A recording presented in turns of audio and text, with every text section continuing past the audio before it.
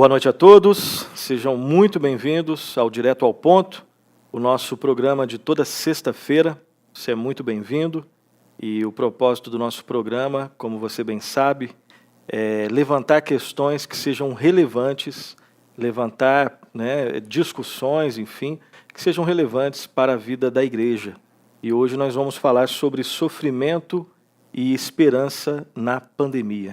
Sofrimento e esperança na pandemia.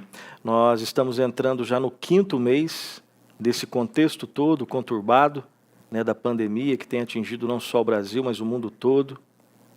Pessoas que estão sofrendo, pessoas que perderam entes queridos, pessoas que estão desempregadas, cristãos e pessoas de outras religiões que não podem mais aos domingos ou aos sábados, enfim, no dia que se reúnem ali para cultuarem, elas estão sendo impedidas, Agora, aqui nas últimas semanas, que numa porcentagem menor isso tem sido possível, mas o fato é que muitas pessoas têm sofrido, pessoas que estão ansiosas, aumento dos casos de ansiedade, aumento dos casos de violência doméstica, aumento também de pessoas que têm tirado a sua própria vida.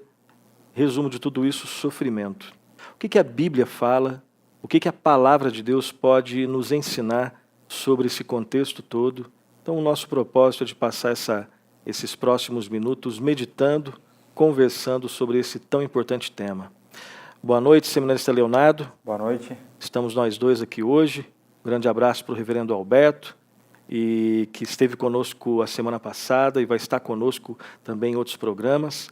Hoje nós vamos tocar o nosso programa aqui e nós vamos conversar sobre esse tema tão importante, sofrimento e esperança na pandemia. O que a Bíblia nos ensina sobre isso? Eu quero começar com uma pergunta, Léo, que é a seguinte: você acha que o conhecimento da pessoa de Deus, o conhecimento dos atributos de Deus, ele pode ajudar os cristãos, ajudar o povo de Deus, ajudar a igreja nesses momentos de dificuldade, especificamente na pandemia?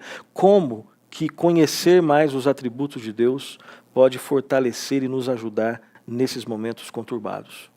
Nilson, com certeza sim, mas é importante que nós entendamos corretamente o que é esse conhecimento. Então, quando nós olhamos para a palavra conhecimento em alguns contextos bíblicos, ela não é o conhecimento como a gente imagina hoje de apenas saber algo. Uhum. Então, para isso eu quero abrir as Escrituras na segunda carta do apóstolo Pedro, para a igreja que estava na dispersão, fugindo da perseguição. Então, segunda carta de Pedro, capítulo 1, verso 2. Então, Pedro já havia se apresentado aos destinatários, e então ele faz a seguinte petição: graça e paz vos sejam multiplicadas no pleno conhecimento de Deus e de Jesus, nosso Senhor. Então é muito interessante quando a gente olha aqui, que ele está pedindo que a graça e a paz sejam multiplicadas na vida daqueles que sofriam. Eles estavam sofrendo perseguição, eles tinham perdido entes queridos, eles tinham fugido de longe das suas famílias, eles não tinham FaceTime, eles não tinham WhatsApp vídeo, eles não tinham Zoom, eles não tinham nada disso. Eles simplesmente perderam suas posses, perderam seus parentes, muitas vezes, e fugiram. Então, dentro desse sofrimento, de uma realidade de sofrimento, Pedro deseja, naturalmente, que a graça de Deus e a paz no coração dele sejam multiplicadas. E ele fala que isso se dá através do pleno conhecimento de Deus e de Jesus, nosso Senhor. Esse pleno conhecimento que Pedro faz referência aqui, ele não é um conhecimento meramente intelectual, ele não é meramente cognitivo, ele não é apenas uma leitura sistemática da Bíblia, onde tecnicamente eu consigo fazer afirmações a partir do que está escrito. Isso eu creio que nomes proeminentes do ateísmo mundial sabem muito mais de Bíblia do que eu sei. Contudo, quando Pedro fala de conhecimento aqui, ele está falando de que tipo de conhecimento? Um conhecimento naturalmente intelectual e cognitivo, mas um conhecimento experimental, um conhecimento que eu vivo na prática. Então, de que forma esse conhecimento se materializa? Ele se materializa através de uma vida de intimidade com Deus, com uma vida devocional. Então, através da leitura das Escrituras, do conhecimento da revelação que Deus fez para nós, né? Então é importante a gente lembrar que as Escrituras contêm todas as verdades acerca de Deus e acerca da história da redenção que Deus queria deixar revelado para o seu povo. Está tudo nesse livro, certo? Então, é o conhecimento desse livro maravilhoso, associado a uma vida de oração e de aplicação prática desses conhecimentos na vida, de uma vida piedosa, né? De uma vida em que o seu objetivo principal é agradar a Deus, apesar de a gente continuamente ainda nós falhamos, né? Então, é desse conhecimento que Pedro está falando, Sim. certo? Então, quando nós olhamos para esse conhecimento, um conhecimento que sabe e que vive, sim, conhecer os atributos de Deus fará toda a diferença no enfrentamento do sofrimento trazido por essa situação. E como isso? Então, eu creio que uma das formas mais fáceis da gente combater as incertezas que nós temos, os medos por conta das circunstâncias, a ansiedade muitas vezes presente no nosso coração, é nós conhecermos melhor a Deus em seus atributos. Então nós sabemos que Deus ali possui características, né, e que nós chamamos de atributos, e eu gosto de pensar no atributo da santidade. Então nós sabemos que Deus ele é totalmente santo, plenamente santo, né? Muitos estudiosos dizem que os outros atributos derivam da santidade de Deus, né? E se é possível, né, aí uma pergunta aqui, é possível que um Deus totalmente santo faça algo que seja essencialmente mal para a vida dos seus filhos? Não. Se ele fizesse isso, ele estaria, né, contrariando esse atributo. Então, a gente parte do primeiro pressuposto que não tem como, porque ele é santo, né?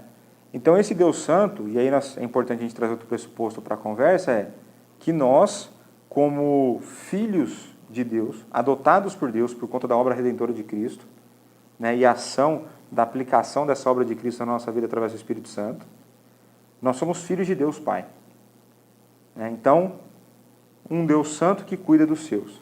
Esse Deus, ele é também sábio, totalmente sábio, plenamente sábio. É possível, né, que qualquer decisão que Deus tome, que qualquer decreto que Deus tenha feito, é possível que esse decreto, que existisse uma possibilidade de um decreto melhor? Impossível. Impossível. Só se existisse, aí no caso teria que existir um outro Deus melhor do que esse Deus, né? Exato. Então, Deus, dentro de sua sabedoria, sempre toma as melhores decisões, os melhores decretos já estão feitos. Esse Deus, ele é também amoroso.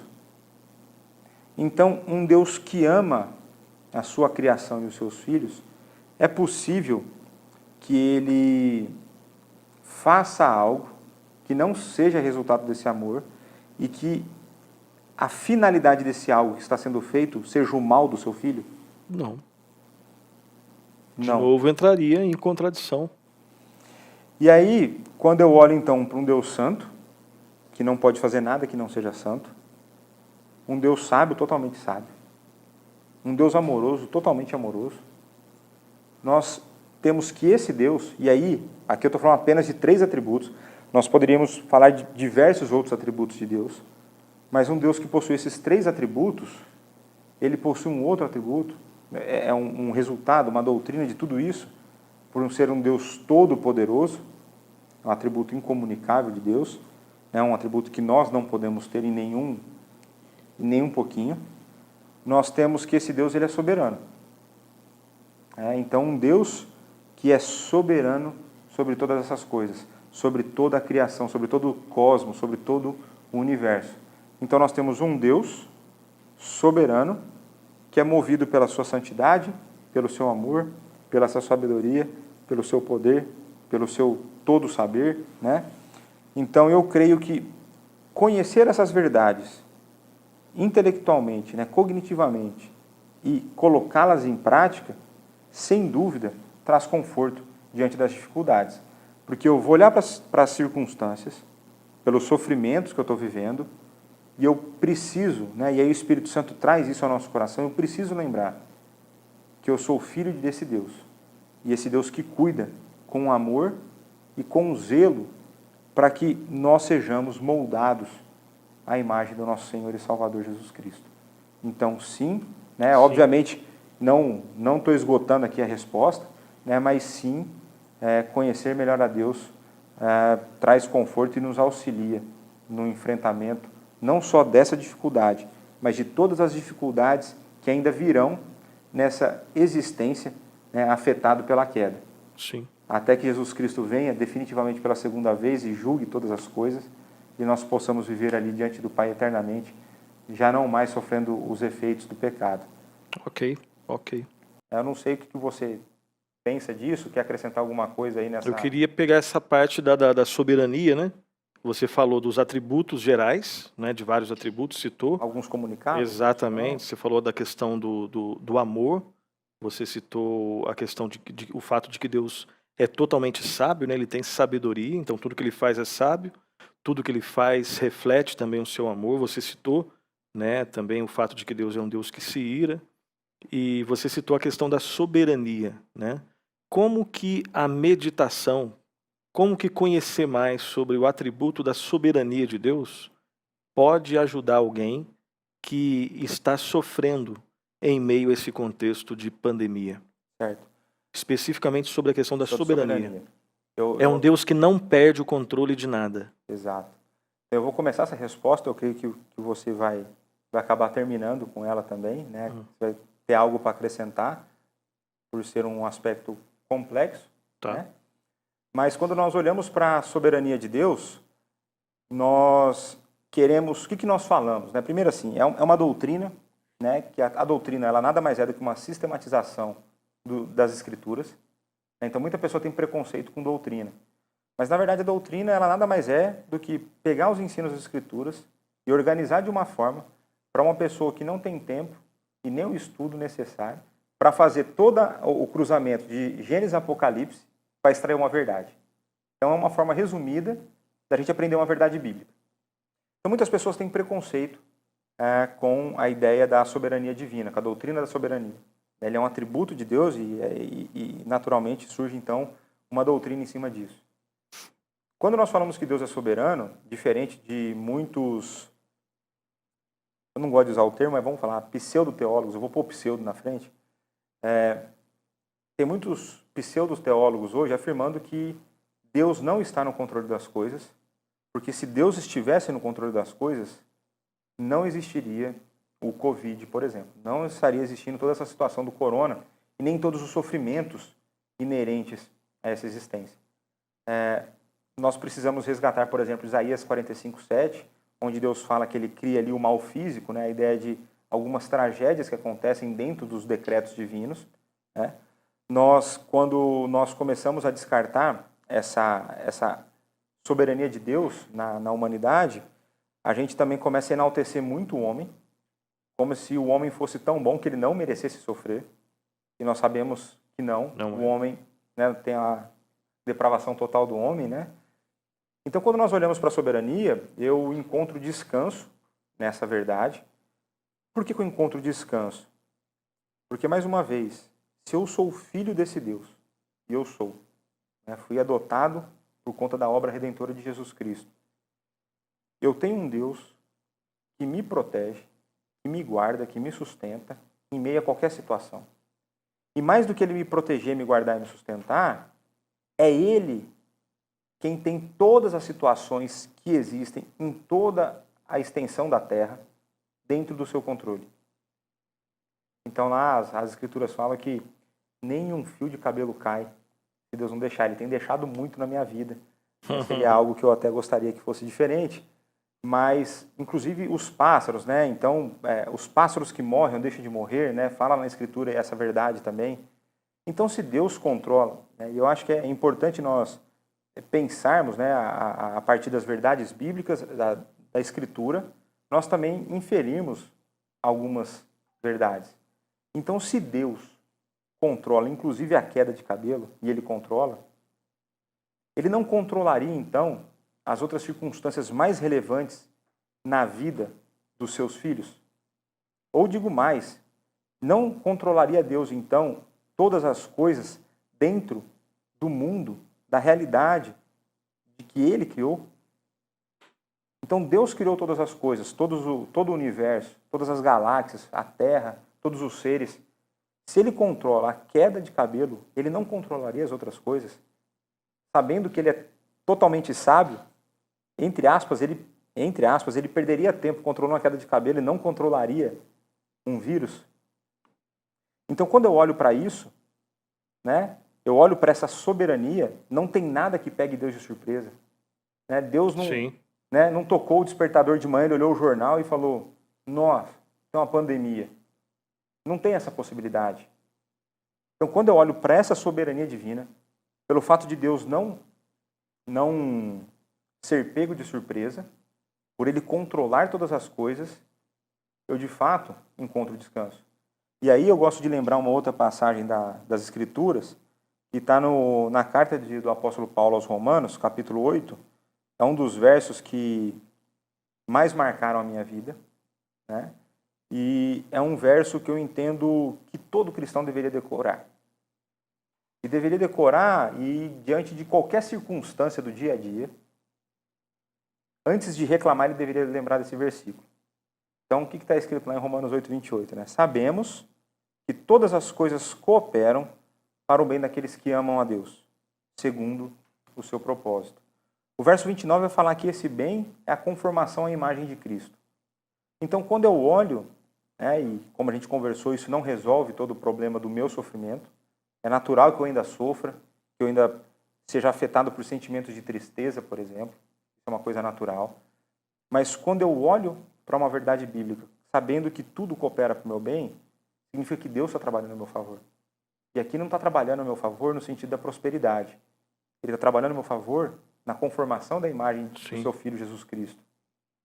Então, quando eu olho para essa soberania, eu olho para esse versículo, eu encontro conforto. O ano que eu resolvi decorar esse versículo, eu brinco com algumas pessoas próximas a mim, chegou uma época do ano que eu me arrependi, entre aspas, de querer decorar esse versículo. Porque qualquer coisa ruim que acontecia, um acidente automotivo, furar o pneu, eu ser assaltado, o que o Espírito Santo trazia ao meu coração na hora?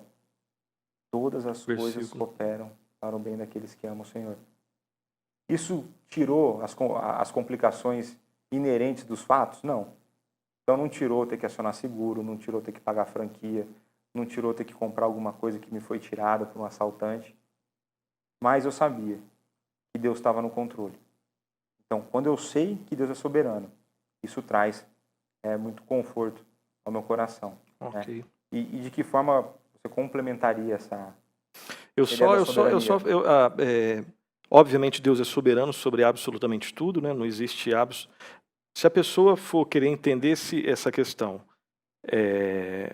do sofrimento na pandemia ou em qualquer outra circunstância que seja adversa, se ela quer entender e ser fiel às Escrituras, não tem como fugir do fato de que Deus é soberano, ponto, né?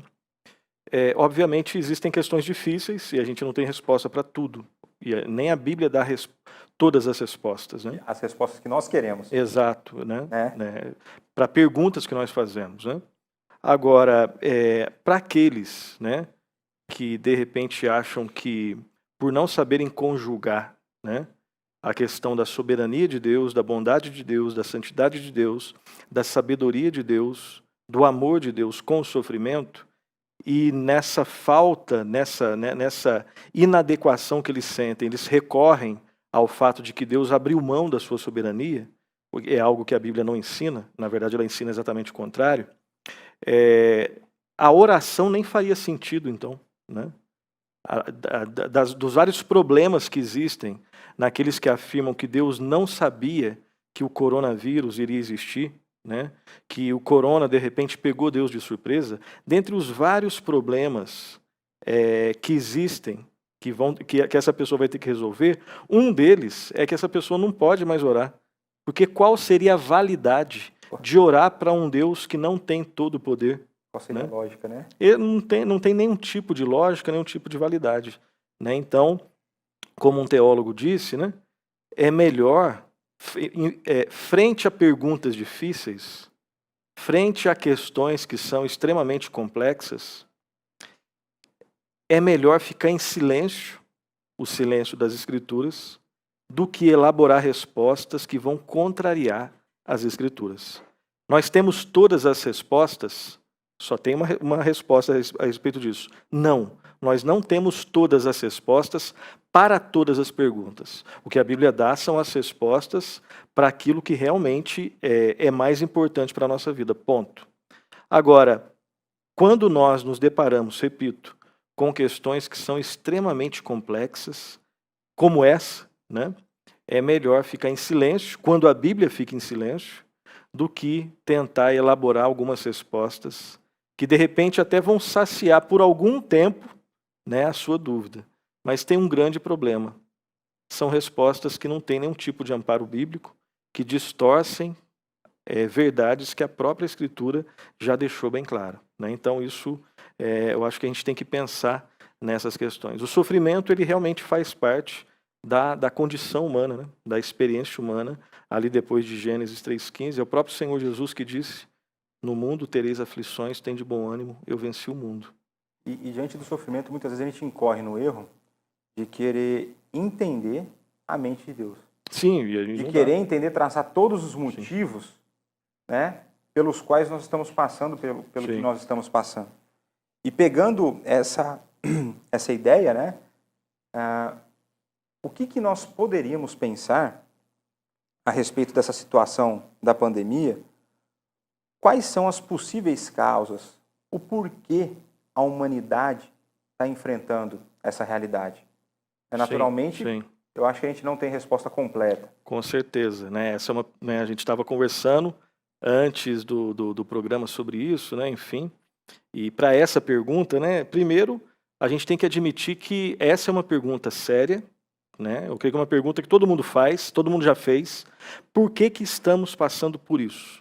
Por que o mundo está passando por isso? Então a gente tem que deixar bem claro que é uma pergunta séria, é uma pergunta honesta, e a resposta ela deve ser dada, no nosso entender aqui, a partir da consideração de algumas verdades. Primeira verdade que a gente deve considerar para tentar entender essa questão. Primeiro, nós não temos todas as respostas, é algo que você já falou. Nós não temos todas as respostas. E nós não temos todos os detalhes para essa pergunta. Mas a gente consegue caminhar um pouquinho, né? Segundo lugar que a gente deve considerar é que nós devemos ter consciência, isso aqui é muito importante, né? Que responder o porquê não vai responder o porquê de todas essas questões. Por exemplo, se eu tivesse a resposta do porquê você está passando pelas dificuldades que você está passando, você saber o porquê não vai te trazer aquilo que você quer, que é o livramento dessa situação. Né? Isso aqui é muito interessante, que alguém compartilhou comigo, eu estou compartilhando com vocês. Nós criamos uma ilusão de que quando nós estamos passando por sofrimento, se eu souber o porquê do sofrimento, o sofrimento vai embora e está resolvida a minha situação. Não. Às vezes, inclusive, saber o porquê deixa você mais angustiado. Né? Então, não crie a ilusão de que saber o porquê o mundo está passando pela pandemia, isso vai resolver o problema da pandemia, porque não resolve.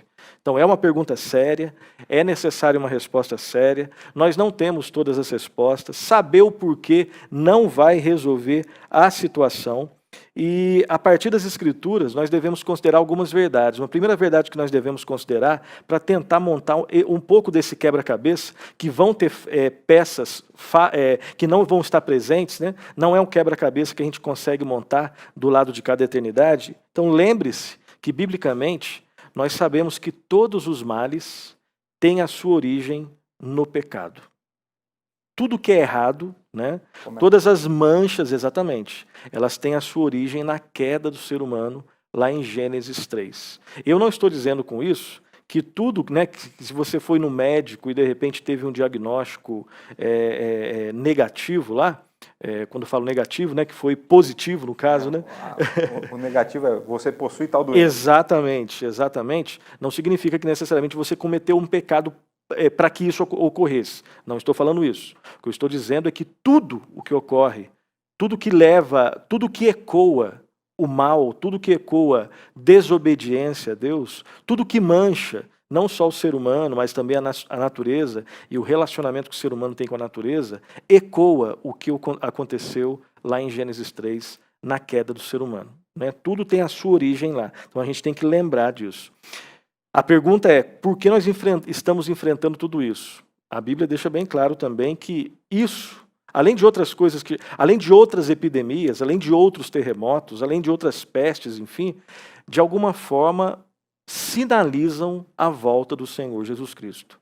Existirão pestes e epidemias e terremotos e guerras e rumores de guerra na Idade Antiga, na Idade Medieval, na Idade Moderna e na Idade Contemporânea. Nós sabemos muito bem disso, né? Nós entendemos que nós estamos vivendo os últimos dias que foram inaugurados lá na primeira vinda do Senhor Jesus Cristo.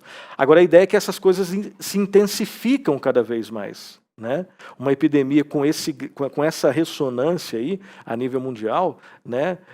Nós não tivemos tanto assim. Então a ideia é que isso, por que isso está acontecendo? Por que estamos enfrentando tudo isso? É cumprimento do que a Bíblia deixa bem claro. Cristo está voltando. Quer você acredite nisso ou não, quer você tenha fé nisso ou não, né? Tudo que foi prometido nas Escrituras, tirando uma ou outra promessa que ainda está para se cumprir, tudo, quer você acredite ou não, já foi cumprido. E né, a principal das promessas que ainda estão para se cumprir é a volta do Senhor Jesus Cristo. E a volta do Senhor Jesus Cristo ela vai ser antecedida por alguns sinais.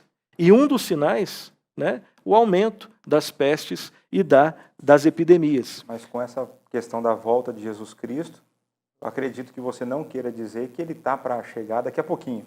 Exatamente, né? Que dia que vai ser nós não sabemos, né? Mas olhando para os dados das Escrituras, algumas coisas ainda têm que acontecer, né? Claro que não fique tão sossegado assim, porque você pode morrer hoje, eu posso morrer hoje, então esteja preparado, né? A gente deve viver orando e vigiando, né? Porque nós não sabemos nem o tempo, nem a hora, né? É só o Pai que sabe. Mas ainda coisas irão acontecer, né? Até que Cristo volte. E também eu creio que nós devemos lembrar, para entender o porquê isso está acontecendo, nós devemos lembrar, e aí tem algo que você já falou, que Deus é soberano. Tudo que ocorre está debaixo dos decretos de Deus. Não existe nada que ocorra que fuja aos decretos de Deus. Eu não entendo tudo isso, eu creio que ninguém consegue entender, né? Fazer essa conjugação lógica entre tudo o que acontece. Mas saiba que, como o Léo deixou bem claro, o seminarista Léo deixou bem claro, não existe nada que escape ao domínio perfeito do nosso Deus. O apóstolo Paulo disse lá em Romanos 11:33, ó profundidade da riqueza, tanto da sabedoria como do conhecimento de Deus, quão insondáveis são os seus juízos e quão inescrutáveis são os seus caminhos. Né? Então Paulo, depois de falar sobre vários assuntos extremamente profundos, de verdades, né, extremamente que dizem respeito a Deus e que deixam o ser humano, do ponto de vista cognitivo, espiritual, emocional, experimental, ajoelhado diante de Deus, tamanha a maravilha do ser de Deus. Então ele chega aqui, né, no capítulo 11, e ele faz o que os teólogos chamam de doxologia, né, uma palavra de glória, uma palavra de glorificação. E aí ele exalta a Deus, ele glorifica, ele adora a Deus. Esse Deus que ele crê, esse Deus que ele entende em parte, naquilo que Deus se revela a ele, mas é claro que ele não consegue dissecar Deus. Deus está além, em vários aspectos, da nossa compreensão. E alguns desanimam com isso. Paulo adorou a Deus. Quando nós nos encontramos com verdades que estão além da nossa compreensão, nós adoramos a Deus, isso é suficiente, aquilo que Deus se revela a nós é suficiente para nos deixarmos, né, ajoelhados em adoração. E eu terminaria essa resposta dizendo também, não tem como fugir disso, é outra verdade, assim como a verdade de que Deus é soberano, a Bíblia também ensina a verdade de que o homem é responsável pelo que ele faz. Nós somos seres responsáveis. Nós não temos o pretenso livre-arbítrio, né? Nós não temos, né, a possibilidade de fazer escolhas contra a nossa natureza. Só uma pessoa teve isso. E ela errou, né, usando o seu livre-arbítrio. Adão tinha a possibilidade de fazer uma escolha que glorificasse a Deus, Mas e ele, sendo santo, poderia fazer uma escolha contra a sua santidade. Tanto é que ele fez. Depois de Adão, todos nós estamos manchados com o pecado. E nós não podemos, nós fazemos escolhas, mas não fazemos escolhas livres de quem nós somos, né? Não pode um leopardo mudar a sua pele. Quando isso acontece, é nítido a ação do Espírito Santo. Exatamente. Por isso que o homem continua sendo sempre dependente de Deus, né? Então não tem como fugir também quando alguém pergunta por que nós estamos experimentando tudo isso. Nós não temos todas as respostas. Deus é soberano sobre tudo. O homem é responsável pelos seus atos. E saber a resposta não vai resolver o nosso problema. E mesmo falando tudo isso, nós sabemos que a resposta está incompleta, né? Eu achei uma coisa muito interessante que você levantou, quando você coloca de que Paulo, diante da impossibilidade de compreender completamente Deus, ele deu glória. E se a gente for pensar, isso faz todo sentido, porque como seria possível eu glorificar um Deus que eu compreendesse completamente? Ele seria de alguma forma igual a mim. Ele seria limitado como eu sou. Sim. Né? Então faz parte dessa natureza, né, divina, todo-poderosa, né, infinita, nós que somos finitos não conseguimos compreendê-lo. Sim. Né? Porque se fosse possível, aí ele não seria digno de confiança. Né? Com certeza. Então, eu creio que agora seja um momento importante para a gente chamar um intervalo. Sim. Né, agora que nós fechamos aqui o porquê nós estamos enfrentando toda essa pandemia, algumas reflexões a respeito dessa realidade. Então vamos chamar um intervalo e na volta nós daremos continuidade nesse assunto. Então nós estamos de volta com o programa Direto ao Ponto e já vamos começar o nosso segundo e último bloco, indo direto para a pergunta, né? Se a gente acabou de expor aí o porquê nós estamos passando, né, alguma das possibilidades de estarmos passando por toda essa situação não necessariamente ela traz só sofrimento, ela traz algumas Sim. coisas boas também, mas muitas pessoas têm sofrido de forma muito intensa. Então, qual é o propósito de tanto sofrimento na vida das pessoas? Primeiro a gente tem que admitir que é uma pergunta difícil, né? Não creio que seja uma pergunta fácil. Nós não temos, né, todos os detalhes dessa resposta, né? Como nós dissemos no início, pessoas perderam o emprego, pessoas morreram, entes queridos aí estão nos hospitais, né? Pessoas estão com depressão, pessoas que já estavam, essa depressão foi intensificada, aumento de ansiedade, suicídio, né? E essa pergunta, né, por que Deus ele permite tanto mal sobre a face da terra, né? Primeiro que nós admitimos que nós não temos todas as respostas, mas creio ao mesmo tempo e com a mesma convicção, e nesse caso uma convicção maior, de que a Bíblia ela não se cala também acerca disso, né? A Bíblia realmente não se cala acerca disso. Inclusive, antes de dar a resposta, eu quero lembrar que se tem uma religião que trata da questão do sofrimento, que fala sobre o sofrimento de maneira muito clara, muito honesta, e que fala sobre quem é aquele que experimentou sofrimento, o maior de todos os sofrimentos, e triunfou sobre o sofrimento, é a religião que nasce das Escrituras Sagradas. Então, ao mesmo tempo que nós admitimos sim, que quem sou eu para realmente ter respostas e dar todos os detalhes pormenorizados dessa pergunta tão importante, que toca num assunto que não é periférico, é central na experiência humana, né? Pessoas morrendo, né? Eu lembro que lendo um livro, o autor ele citando, né, quando a Iugoslávia ela experimentou a sua fragmentação política, enfim, né? Existiam atiradores de elites que tinham prazer ao ver crianças buscando água, o esporte deles era atirar naquelas pessoas. E aí vem essa pergunta, né? Conversando com o que você falou lá no início. Deus é soberano. Deus é amor. Ele não tem amor, ele é amor. Deus é sábio. Deus é justo. Deus é bom. E como num universo controlado por esse Deus, santo, justo, sábio, bom, ele permite que tanto sofrimento exista? Perceba, de novo, que essa não é uma pergunta periférica. Essa é uma pergunta central, uma pergunta séria, é uma pergunta honesta. E o Francis Schaeffer já deixava bem claro, né? Perguntas honestas merecem respostas também honestas.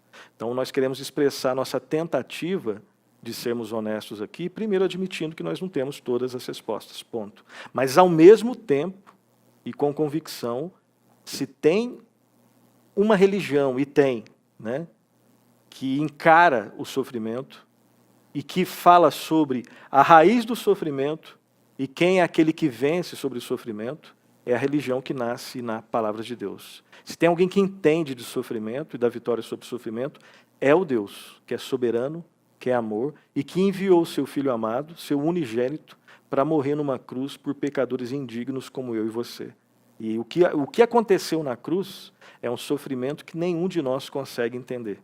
E ninguém sofreu como Jesus, né? Então, feita essa introdução, nós devemos lembrar que, em primeiro lugar, Deus é soberano, fazendo o gancho com o seminarista Léo. Deus é soberano. Aqui um pouco mais específico. Ele é soberano sobre o mal. O mal não pega Deus de surpresa. O Léo deixou isso bem claro. Ele é soberano sobre o seu povo. Ele é soberano sobre todos os povos. Então, pode lembrar disso. E isso é bíblico, isso é ensinado nas Escrituras. Nós podemos também afirmar que ele está tratando o seu povo. Muitas vezes, quando nós estamos com saúde, com dinheiro, com tudo, tranquilo, nós às vezes podemos nos afastar de Deus. Então quer dizer que Deus vai então enviar o sofrimento para que você se volte a Ele. Não estou falando que é exatamente assim, mas às vezes sim. E às vezes é sinal. E eu não estou falando de todo o sofrimento, tá? Eu não estou falando necessariamente que o sofrimento que você está passando é necessariamente por causa disso. Mas, pegando o gancho da pandemia, pessoas começaram a ficar com medo de morrer e se voltaram para Deus. Pessoas começaram a achar que realmente o mundo está acabando, né? Que aquilo que está escrito em Apocalipse realmente pode acontecer.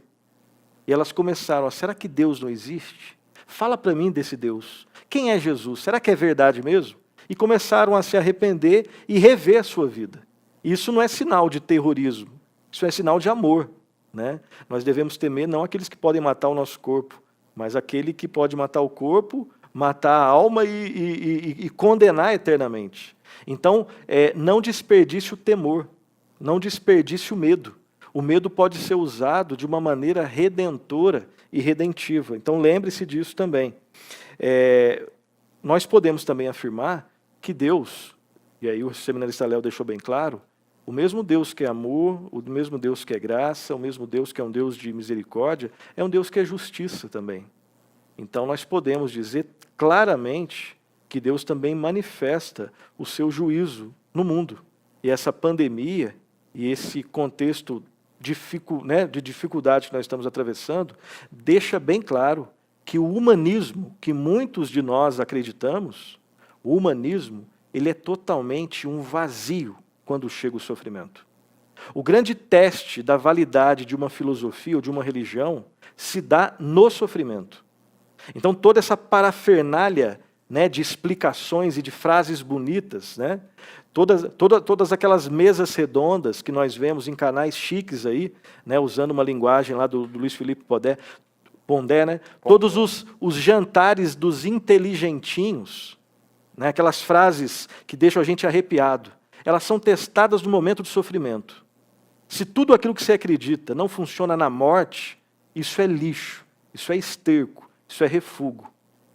E podemos garantir, não baseados em nós mesmos, mas baseados na palavra de Deus, que o único que venceu a morte e o sofrimento foi uma pessoa chamada Jesus Cristo.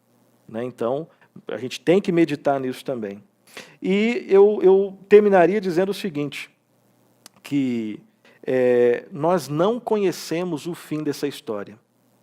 No meio do sofrimento, pessoas estão descrendo de Deus.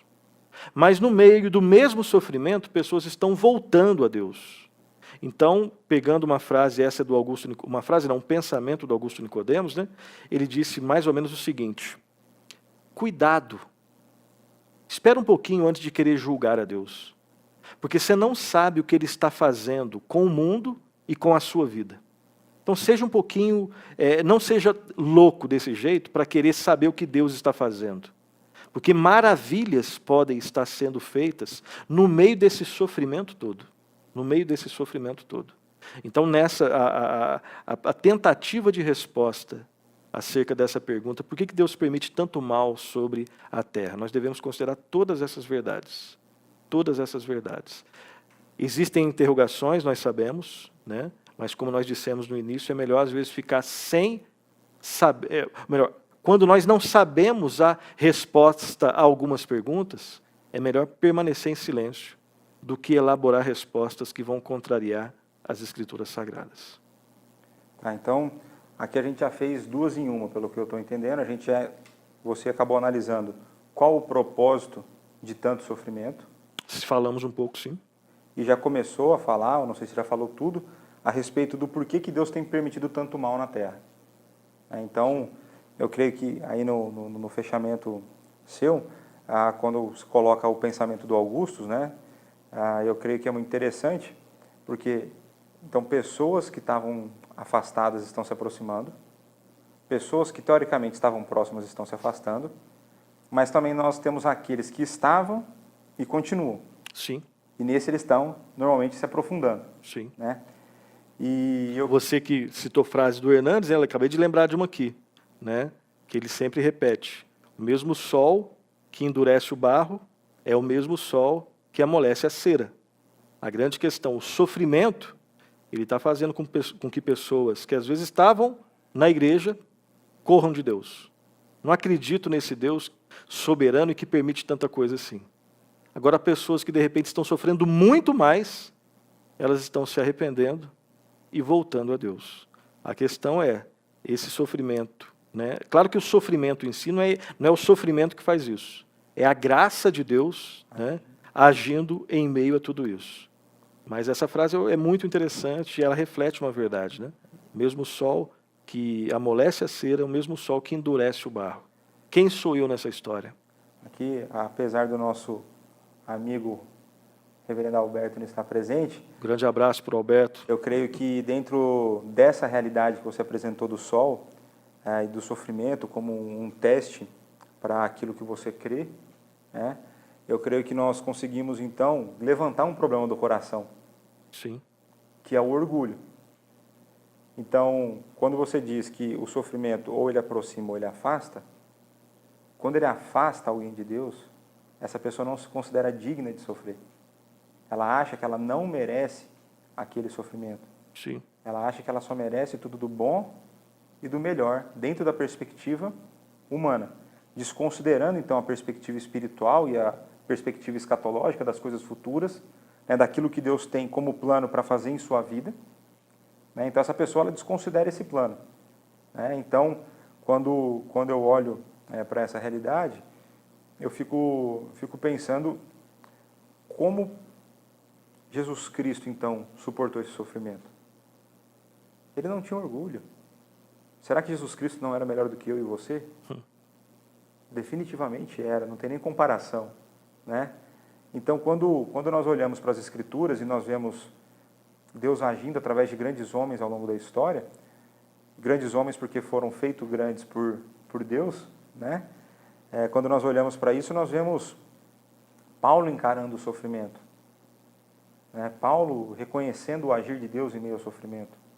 Paulo em meio ao sofrimento nos ensinando sobre alegria, sobre contentamento.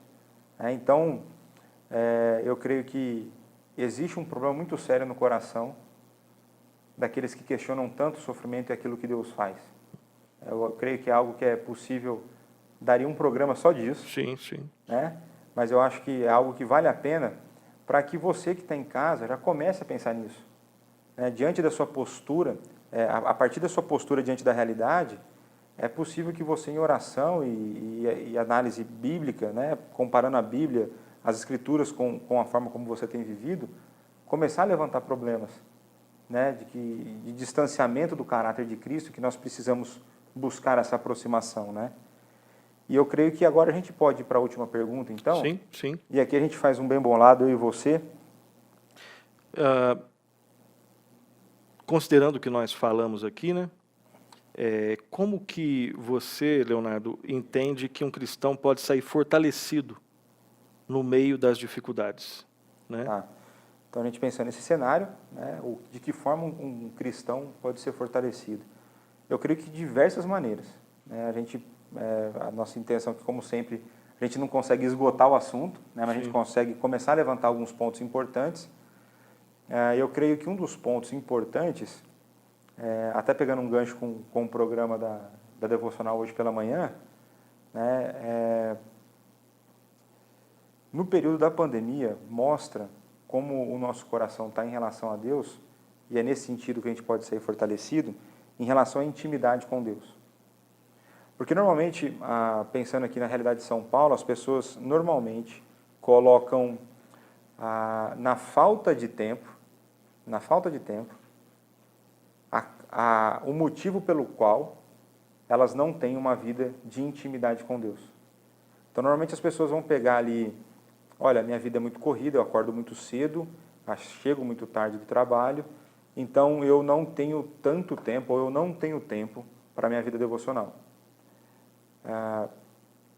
A pandemia acabou com essa desculpa. Na verdade, ela nunca existiu, né? Porque, na verdade, o que existia era uma questão de prioridade. Quando você prioriza algo, né, muitas vezes a gente fala com a boca, mas as nossas ações demonstram outra prioridade. Então, tem muitas pessoas que dizem, a minha prioridade é minha família. Mas quando você olha para a agenda dela e para a vida, a prioridade dela é o trabalho. E é da mesma forma com Deus. Então, muitas vezes, as pessoas elas não têm prioridade. E como que eu posso sair fortalecido? É quando um crente, um cristão, ele começa a perceber que mesmo em meio à pandemia, quando ele está economizando 2 horas de trânsito, na realidade de São Paulo, não é todo mundo que tem o privilégio de atravessar a rua e chegar no trabalho. Então, muitas vezes a pessoa está economizando aí 2 horas de trânsito no seu dia. Ela está economizando outros tipos de deslocamento, outros tipos de tempo. E aí ela vai perceber que ela também não está fazendo vida devocional. Sim. E o que significa? Significa que isso nunca foi prioridade. Então, de que forma ela pode ser fortalecida? Percebendo esse problema e começando a se organizar para fazer uma vida devocional. E aí a recomendação é que vocês procurem a entrevista de hoje pela manhã. Eu não sei se o pessoal já soltou a edição, mas procure essa entrevista. Por quê? Porque ali você já pode começar a buscar um auxílio para a sua vida devocional. Eu creio que uma outra forma em que aí tanto o cristão sai fortalecido como a igreja sai fortalecida é no resgate da importância do culto doméstico. Então era algo que quando você conversava com as pessoas, você via que o culto doméstico tinha caído em desuso. As famílias estavam terceirizando os momentos de ensino bíblico das crianças para a igreja. Elas estavam terceirizando o seu estudo simplesmente por uma pregação e quando muito, uma aula de EBD. Então, quando algumas pessoas começaram a ser privadas disso, elas começaram a ver a importância de fazer isso em casa. E as igrejas trouxeram de novo à tona esse assunto. Materiais foram lançados, igrejas produziram seus próprios materiais. Então, eu creio que com a volta da prática do culto doméstico, em alguns casos, o início dessa prática, a igreja e o cristão saem fortalecidos. Sim. E o terceiro ponto que eu queria colocar, e depois aí você pode encerrar aí com algumas contribuições, é com o fortalecimento do amor do crente, do cristão verdadeiro, pelo culto coletivo, presencialmente. Então, durante esse período de isolamento, os recursos online foram uma bênção na nossa vida, estão sendo uma bênção na nossa vida.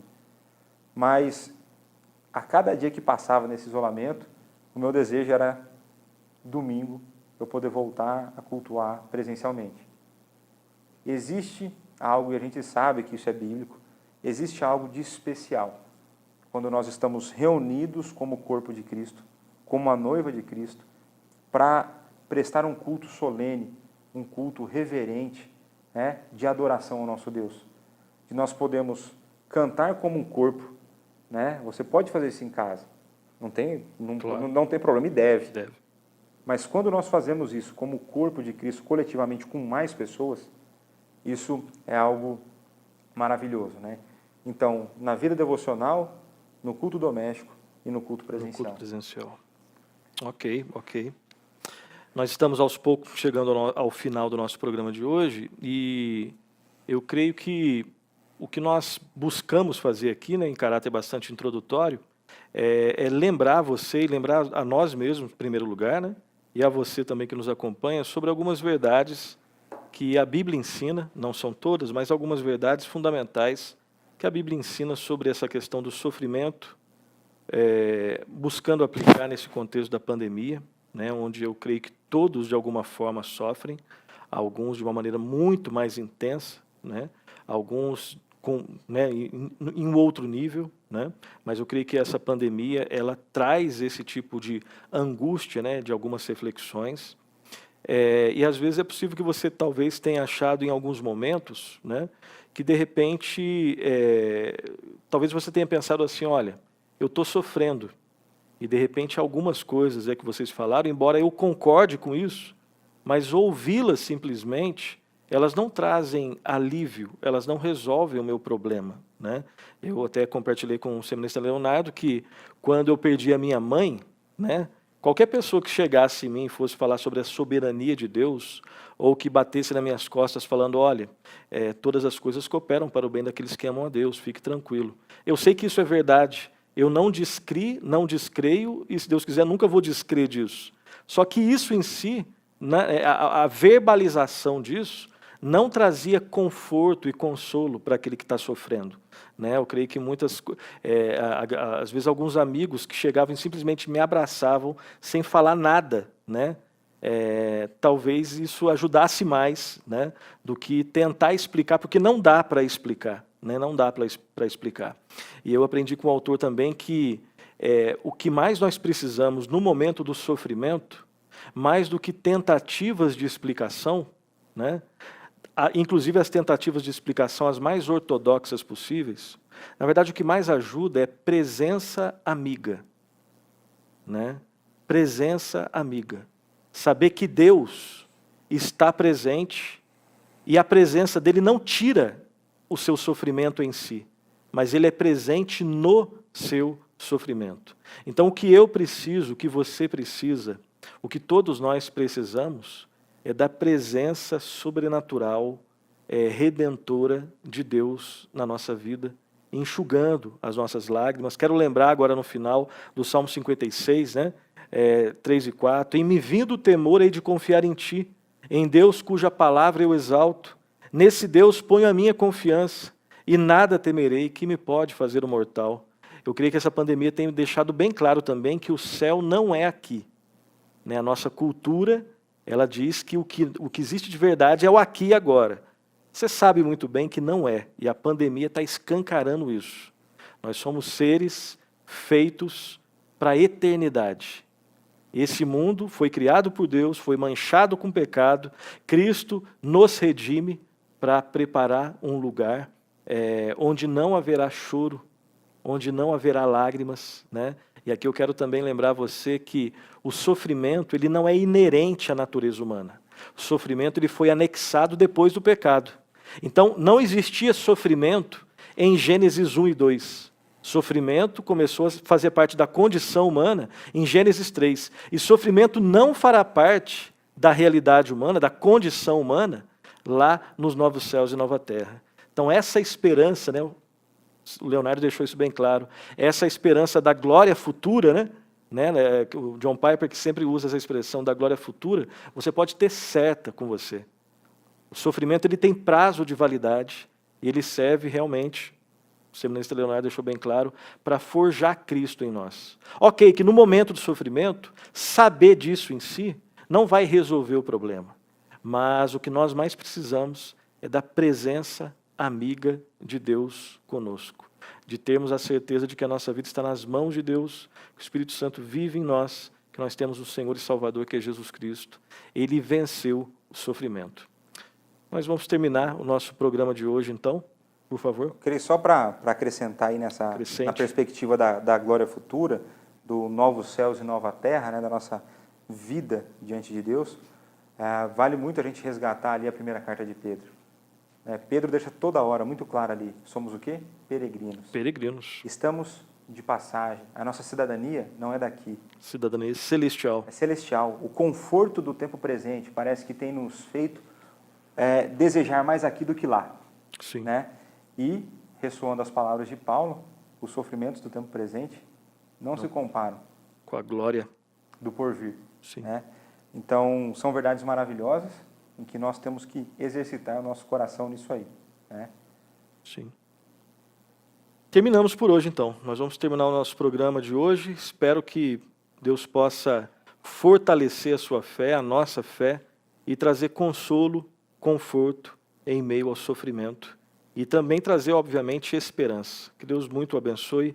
Até a próxima sexta-feira, no mesmo horário, com o Direto ao Ponto. No programa, né? Exatamente. Mandem para os contatos, na hora que sair o vídeo editado, abençoe a vida de alguém se você foi abençoado.